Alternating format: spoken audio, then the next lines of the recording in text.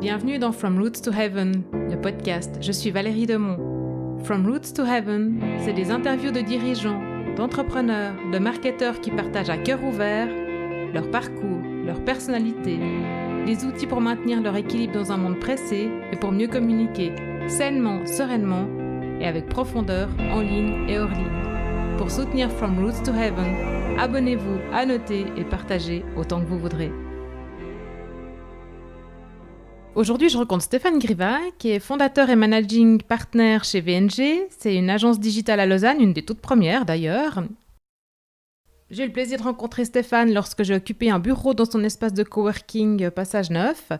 C'est un multi-entrepreneur, il est passionné du digital. D'ailleurs, VNG a été fondé en 2002 avec trois Stéphane, donc Stéphane Griva, Stéphane Schwander et Stéphane Vissa. Stéphane Vissa et Stéphane Griva, ils resteront ensemble à la tête en fait, de VNG durant 14 ans. Ce qui m'a plu chez Stéphane, c'est son enthousiasme, c'est sa bonne humeur, sa manière de gérer son entreprise et son équipe, et malgré un rythme de vie d'entrepreneur qui est hyper soutenu, quoi. Alors j'espère que vous aurez beaucoup de plaisir à écouter Stéphane et la conversation qu'on a eue, et je vous laisse sans plus tarder avec notre discussion. Bonjour Stéphane, merci de nous recevoir chez WNG dans tes locaux. Salut Valérie, je te remercie d'être parmi nous aujourd'hui. Est-ce que tu veux te présenter ? Mais avec grand plaisir. Donc, Stéphane Griva, 40 ans, je suis donc directeur et fondateur de VNG, qui est une agence digitale que j'ai fondée en 2002, donc ça fait maintenant déjà quelques années. Ah ouais. Je suis arrivé dans le digital, je dirais à une époque, donc 2002, qui était un peu l'époque des pionniers, et un peu finalement tombé dans le bain quand j'étais petit. Ouais. J'avais un père journaliste, donc tout le domaine des médias est un domaine dont j'ai baigné toute mon enfance, et forcément le digital, j'ai toujours été très fan de technique. Quand j'étais petit, j'étais un peu un geek, et forcément c'est quelque chose qui m'a vite attiré. Okay. Et puis néanmoins, j'ai commencé des études dans un domaine qui avait rien à voir, puis j'ai commencé à faire du droit, qui est un domaine, je dirais, dans lequel on avait une certaine culture familiale aussi. C'est un domaine qui me plaisait beaucoup. Après, j'étais quelqu'un d'assez peu scolaire et assez rapidement, je me suis rendu compte que j'avais besoin de partir sur autre chose. Ouais. Et autre chose, c'était l'occasion de créer VNG avec finalement des amis que j'avais rencontrés en faisant du scoutisme. On était tous fans du digital et c'est comme ça qu'on est entré dedans. Ok, mais du coup, t'es allé au bout de tes études de droit Non, j'ai pas été au bout. J'ai arrêté mes études de droit. Ensuite, un peu par hasard, on a créé VNG sans se rendre compte qu'on était en train de créer une agence, mais plutôt finalement, on était en train de vivre notre passion.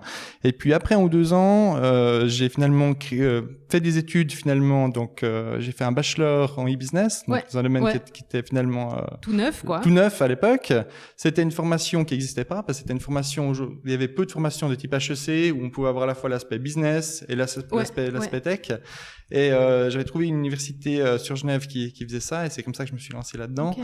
Mais en parallèle de VNG, et tout d'un coup, 2 ans après, on s'est dit tiens, mais en fait, ce qu'on a là, ce qui était simplement un peu un délire entre amis, aujourd'hui, c'est une entreprise, on fait vivre des gens, il y a des gens qui travaillent, on a des clients.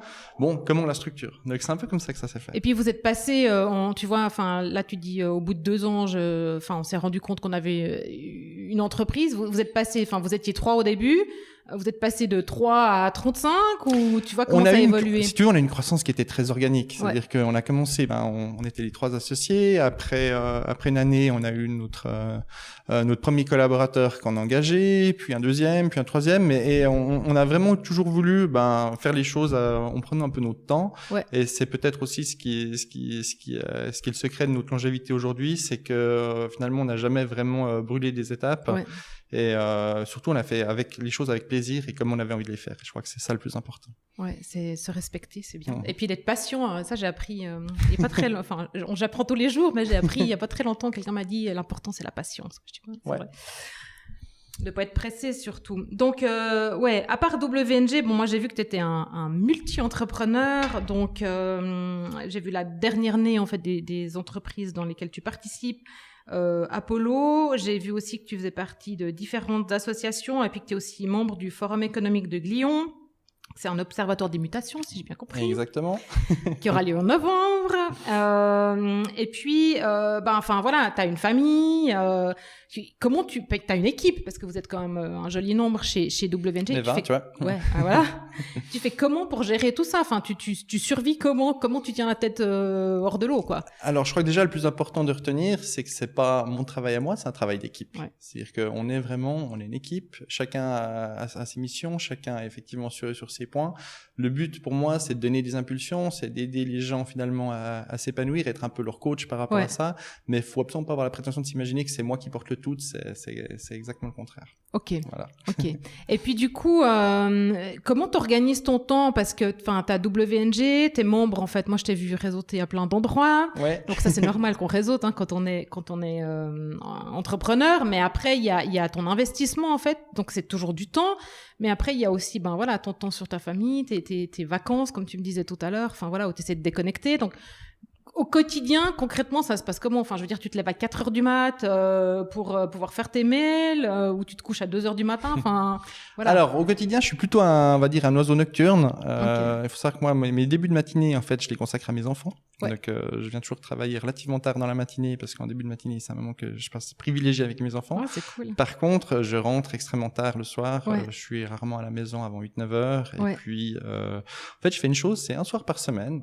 Je traite vraiment tous les problèmes de fond, quitte à me coucher à 2-3 heures du matin. Okay. Et ça me permet comme ça d'avoir mon rythme et d'avoir des moments pour moi, pour me consacrer sur des tâches de fond. Parce qu'évidemment, pendant la journée, on est en discussion avec les équipes, on est en contact avec tout le monde. Et c'est souvent plus compliqué de se focusser sur des tâches de fond. Ouais, puis de pouvoir avoir le temps de prendre le recul aussi. Ouais, tout à fait. Mais ça, je pense que c'est vraiment important en tant qu'entrepreneur, d'avoir des moments pour sa famille, d'avoir aussi des moments pour soi.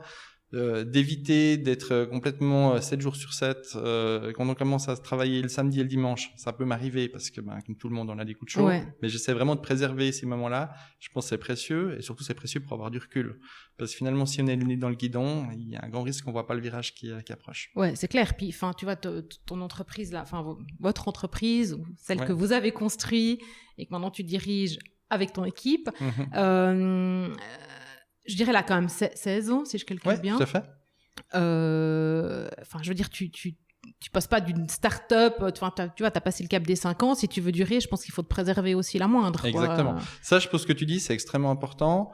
C'est de se rappeler que nos métiers, c'est des métiers c'est des marathons, c'est pas des sprints. Ouais. Et quelqu'un qui veut courir ça comme un sprint, au bout d'un moment, le sprinter, il commence à s'essouffler. Donc, c'est vraiment important d'avoir cette vision. Et je pense que les points qui permettent de durer, comme tu disais avant, c'est la passion. Ouais. C'est le fait de faire ce que tu aimes, de le faire bien, de le faire à un rythme qui te convient. Et c'est comme ça que tu arrives à faire des choses où tu construis sur le long terme. Ouais, et le long terme, c'est assez intéressant parce que finalement, dans le digital, on est comme toujours sur la culture du court terme. Oui. Finalement, ce qu'on appelle long terme dans notre industrie, c'est, quand on en dit 5 ans, c'est déjà presque du très long terme. Ouais, on est d'accord. Et c'est assez intéressant de discuter avec des gens d'autres industries, typiquement l'immobilier, où quand on parle d'immobilier, tu construis une maison, tu la construis pour 50 ans. Et moi, j'aime bien aussi qu'on ait cette réflexion en se disant, OK, même si finalement, les livrables, les produits qu'on crée, finalement, sont dans cet environnement court terme, d'avoir une vision long terme dans ce qu'on construit, je pense que c'est ce qui crée de la valeur et du sens à ce qu'on fait. Du coup, ça sort un tout petit peu du cadre, mais ta vision sur le long terme, à 50 ans, c'est quoi? C'est une grande question.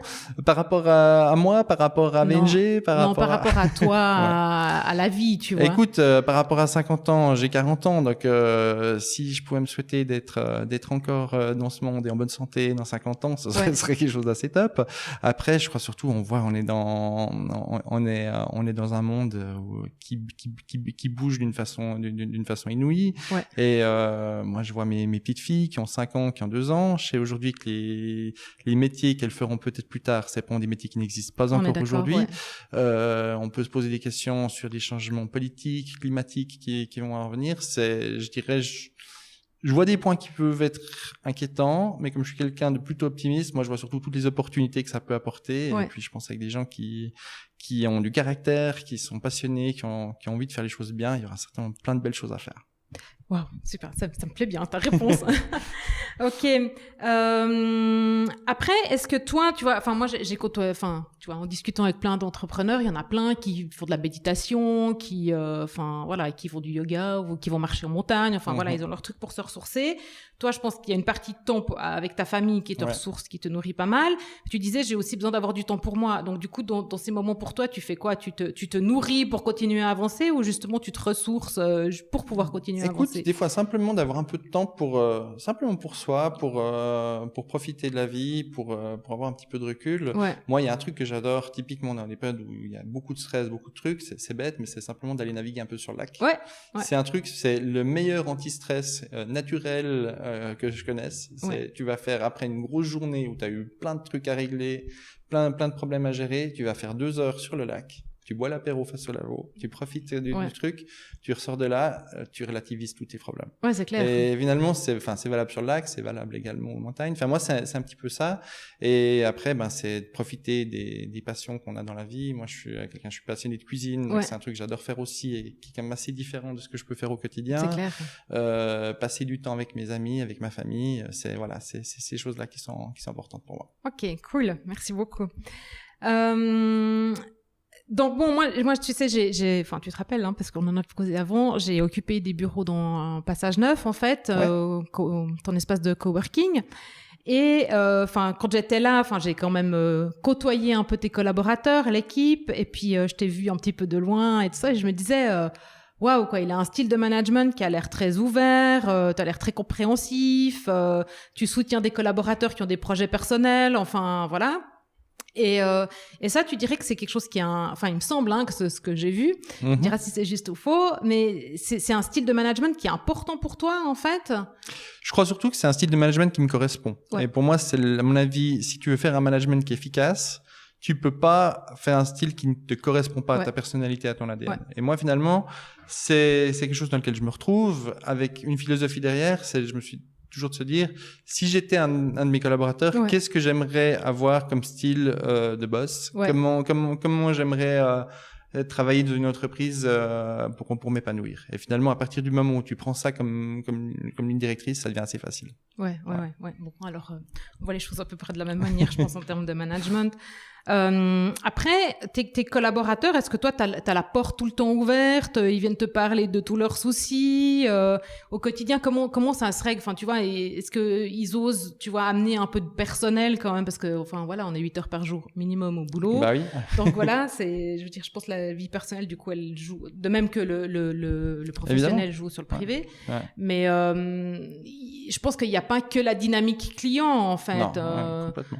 Non, je pense que c'est un tout. Et c'est justement important qu'on puisse avoir une discussion les plus franches possibles sur les questions globales de la vie. On a des collaborateurs qui ont des vies privées, il y a des moments heureux, il y a des moments plus durs, et puis d'être aussi là pour les accompagner et grandir ensemble là-dessus, je crois que c'est toujours ce qui est intéressant. Ouais. Et du coup, est-ce que tu as l'impression en fait que on va dire de manager, je sais pas, j'aime pas ces termes, manager, diriger, enfin tu vois, avancer ou collaborer comme ça, est-ce que tu as l'impression que c'est plus durable, en fait? Écoute, moi, ma vision, tu parlais de diriger. La vision que je préfère avoir, c'est coacher. Ouais. Finalement, pour moi, je me vois plus comme quelqu'un qui est là pour conseiller mes équipes en leur disant, voilà, comment je peux vous aider à mieux faire votre travail, que comme une vision, finalement, où je dirige, j'impose, ça me correspond moins. Ouais. Et puis, je pense que ça rend les gens moins heureux aussi. Ouais. Après, je veux dire, voilà, on est une entreprise, il y a des décisions à prendre. Il y a aussi des moments où faut accepter le fait que tu dois trancher. Ouais, c'est clair. Et puis ça fait partie du job. Oui, évidemment. Et ouais. Donc c'est bon pour moi là.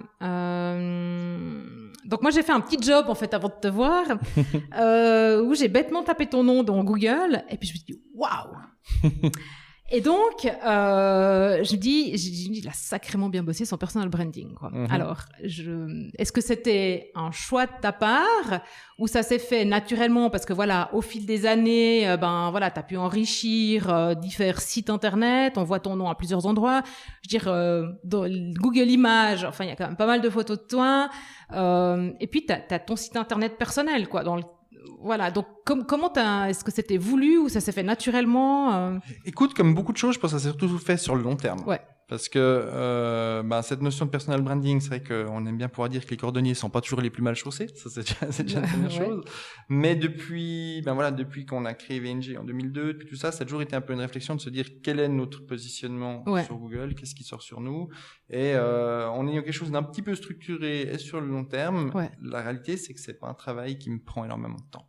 Évidemment, je fais de la veille, je regarde ce qui se passe, mais finalement, je poste également très peu de contenu personnel sur les réseaux. Si tu regardes, on va beaucoup plus travailler pour poster de l'actualité par rapport à la vie de VNG, par rapport à la vie d'Apollo, des différentes sociétés, mais j'ai pas forcément envie de publier des 5 tweets par semaine. C'est pas forcément comme ça que je travaille. Je travaille beaucoup plus sur finalement les activités des sociétés qu'on organise ici. Ouais, non, mais même comme ça, enfin, tu vois, il y a quand même, enfin, je veux dire, il y a une page entière de Stéphane Griva, quoi. Tant mieux. qui était comptes, tes comptes sociaux, tes présences dans les différentes entreprises. Et puis voilà, je me disais, quand même, quoi. Mais là aussi, si tu penses bien les trucs, si tu structures bien à la base, c'est assez facile après. Le problème, c'est juste d'avoir, à un moment donné, réfléchi en disant, typiquement, t'as différents réseaux. Quel réseau va me servir à quoi? De quelle façon, et à partir du moment où tu as structuré ta démarche comme ça, les choses se déroulent assez facilement. Évidemment, c'est clair. Et puis du coup, je rebondis sur est-ce que pour toi c'est important de montrer l'exemple, tu vois, à tes clients, je veux dire, en se disant, tu vois, d'apporter, moi je prêche en fait la bonne parole dans le digital, ou voilà, je vous recommande pour votre stratégie de faire ça, je suis cohérent en fait, parce que je suis aussi mais oui, présence, je pense qu'il y a une question de cohérence là-dessus. C'est de montrer effectivement qu'on peut avoir quelque chose qui, qui, si on le fait bien, si on le fait régulièrement sur le long terme, va créer de la valeur ajoutée. Puis qui tient la route sans que ça te prenne toute la semaine, quoi. Mais c'est ça. Je veux dire, faut que ce soit efficace. Et du coup, ça me fait rebondir parce que, comme je disais tout à l'heure, je t'ai croisé à beaucoup d'endroits l'année dernière. Est-ce que pour toi, c'est important, en fait, d'aller rencontrer les gens physiquement, d'aller dans des conférences, de rencontrer, alors, écoute, des entrepreneurs? Le premier point, déjà, c'est que j'ai du plaisir à le faire. Voilà. C'est que je suis quelqu'un qui aime rencontrer des gens, j'aime discuter, j'aime échanger. Et ça, c'est le premier point. Après, évidemment, c'est essentiel. Je veux dire, on est sur un métier de contact, et justement, le fait que les produits qu'on vend finalement sont dématérialisés, le contact matérialisé avec les personnes avec qui on travaille au quotidien est d'autant plus important. C'est clair. Donc moi, je reste persuadé que c'est vraiment quelque chose de, premièrement, de sympa, et deuxièmement, d'essentiel à faire. Wow, nickel. Et du coup, donc ça te nourrit, je pense. Exact. T'as du plaisir, donc ça te nourrit. Je vois, t'as les yeux qui pétillent et tout quand tu me dis tout ça. Tu disais que tu fais ta veille aussi. Comment est-ce que tu te nourris? Que avec le digital et de l'échange, ou bien il y a des vidéos YouTube que tu regardes, il y a des bouquins. Je lis énormément. Je lis surtout énormément de magazines. Typiquement le Harvard Business Review, des trucs comme ça, qui sont toujours des sources d'inspiration assez géniales. Je dirais, c'est vraiment un peu comme ça que je fais ma veille. Et puis c'est vrai que chaque matin, c'est un peu le petit rituel. Le café sur la terrasse face au lac, suivre un petit peu, petite revue de presse. C'est toujours comme ça qu'on fait un peu le point sur ce qui va se passer. Ok. Et du coup, tes titres de presse favoris, à part je dirais à titre local, évidemment, Le Temps, qui pour moi reste toujours tant qu'on a une référence dont il faut profiter. Et puis la GFI aussi, qui a un titre précieux à suivre. Après, je dirais le reste, c'est aussi beaucoup finalement des flux d'actualité qui sont typiquement que je remonte sous Twitter sous forme un peu de revue de presse, que j'utilise pour sentir un peu les tendances au niveau de l'économie et du digital. Ok, donc plutôt Twitter, c'est vrai, évidemment c'est logique. Quoi. Si tu avais un conseil à te donner à tes débuts, ça serait quoi? Alors écoute, c'est une bonne question que j'ai vu le truc, je me suis dit tiens, c'est vrai, si je venais, qu'est-ce que je me dirais? Et en fait, avec un peu de recul, je me disais simplement oser plus. Oser plus, aller plus loin, ne pas être freiné des fois par la peur, qu'on peut avoir de se dire tiens, je vais faire une chose et ça va bien se passer, ça va pas bien se passer. Être un peu plus fonceur et un peu moins calculateur sur certains points. Ok, un peu moins plus spontané ou bien? Oui, être un peu moins à calculer les risques et un peu plus à se lancer en se disant tiens, allez hop, on y va, on verra bien. Et puis du coup, le corollaire aussi, c'est être un petit peu moins inquiet des conséquences de ce qui peut se passer, mais simplement de se dire j'ai confiance, j'y vais, je vais de l'avant. Ok. Voilà. Et si maintenant, alors on fait l'inverse, tu te projettes dans le futur et je sais pas, à 10 ans, et tu peux rencontrer ton toi de dans 10 ans. Qu'est-ce que tu aimerais qu'il se passe, quoi? Écoute, j'aimerais déjà qu'ils me disent écoute, ça va, t'as pas trop mal géré le truc. Enfin, je crois que c'est... J'espère déjà c'est ce qu'il me dirait. Et puis après, je crois aussi, il y a évidemment le challenge, c'est de réussir à avoir un équilibre entre les passions, le fait de faire grandir VNG et Apollo comme on a envie, parce que c'est des projets qui nous tiennent à cœur, tout en préservant l'équilibre avec la famille, avec les amis, d'avoir quelque chose d'harmonieux. Je crois que c'est ça vraiment le plus important. Ouais, c'est beau, plaisir, harmonie, c'est... Voilà. Wow. Dernière question, peut-être ça rejoint un peu l'avant-dernière. Ta plus belle prise de conscience jusqu'ici, dans ta vie globale. Que la vie passe très vite. Okay. Voilà, je crois simplement que la vie passe très vite, qu'il faut profiter de chaque instant, de faire ce qu'on aime, avec les gens qu'on aime, et de pas se dire ça ira mieux après, j'aurai plus de temps plus tard, parce que la réalité c'est que c'est faux. On n'aura jamais plus de temps plus tard. Le temps, c'est maintenant qu'il faut le prendre pour les choses qui sont importantes. Ouais, vive le moment présent. Voilà. Ouais, c'est ça. Ça peut paraître bateau comme ça, mais je pense que c'est vraiment un point clé. Je vois combien d'entrepreneurs qui me disent ouais, là, je suis dans une période, c'est chargé, mais dans 6 mois, tu verras, on aura plus de temps. Et en fait, la réalité, c'est que la vie nous rattrape toujours avec d'autres choses. Donc, si on veut faire des choses qui nous plaisent, faut les faire maintenant. C'est clair, sans compter que tu sais pas, tu vois, tu peux tomber dans des escaliers, quoi. Exactement. Mais il peut se passer plein de choses. Il peut se passer plein de choses qu'on ne maîtrise pas. La vie, ça se passe pas assez souvent de façon différente de ce qu'on pourrait imaginer, donc faut profiter. Voilà. Tant qu'il y a le plaisir et l'harmonie, il faut faire maintenant, quoi. Exact. Cool. Et donc, Stéphane, si on veut te suivre, alors on prend quoi? Twitter, LinkedIn, c'est mieux quoi? Alors, le mieux surtout, c'est de suivre WNG, de suivre aussi Apollo, de suivre le Forum de Glion sur les réseaux sociaux des 3 entités. C'est surtout là qu'il y aura de l'actualité. C'est que je préfère publier de l'actualité, ce qui se passe au niveau des sociétés, que forcément à mon niveau. Je dirais, c'est vrai, c'est bon. Là, je pense que c'est le plus intéressant. Et du coup, t'accepterais n'importe qui en relation LinkedIn ou seulement les gens à qui t'as serré la main? Écoute, c'est une bonne question. Et le principe que j'applique, ou du moins que j'essaie d'appliquer, même si je peux pas dire que j'ai pas fait d'exception à la règle, c'est quelqu'un que je ne connais pas, avec qui j'ai pas eu déjà l'occasion d'échanger, je ne l'accepte pas, pour une raison assez simple, c'est que pour moi la force d'un réseau, c'est sa crédibilité. Et même en appliquant cette règle-là, je parcours mon réseau et je me rends compte qu'il y a des gens, d'un coup, je sais plus qui c'est. Parce que c'est quelqu'un que j'ai reçu en entretien d'embauche ou d'une séance clientèle il y a 3 ou 4 ans. Du coup, je me dis, tiens, c'est qui? Et ça, pour moi, c'est un point que j'essaie vraiment. Maintenant, j'ai même envie de me dire qu'une fois par an, tu prends ton réseau, tu filtres, et toutes les personnes où finalement, quelque part, c'est des gens que si je croise dans la rue, je ne saluerai pas. Qu'est-ce qu'elles font là? Ou du coup, elles t'ont pas marqué. Elles m'ont pas marqué. Il y a pas, pour moi, le réseau, c'est des gens avec qui il y a un lien. S'il y en a aucun, quel est le but? Et si tu réfléchis plus loin par rapport à ça, quand toi, tu vas voir le profil de quelqu'un que tu connais pas, tu t'inspires aussi de savoir un petit peu quelle peut être la personne par rapport aux gens que tu as en commun avec elle. Donc, je pense que c'est aussi important par rapport à ça d'avoir quand même quelque chose qui a du sens. Et puis, pas simplement d'accepter tout le monde n'importe comment.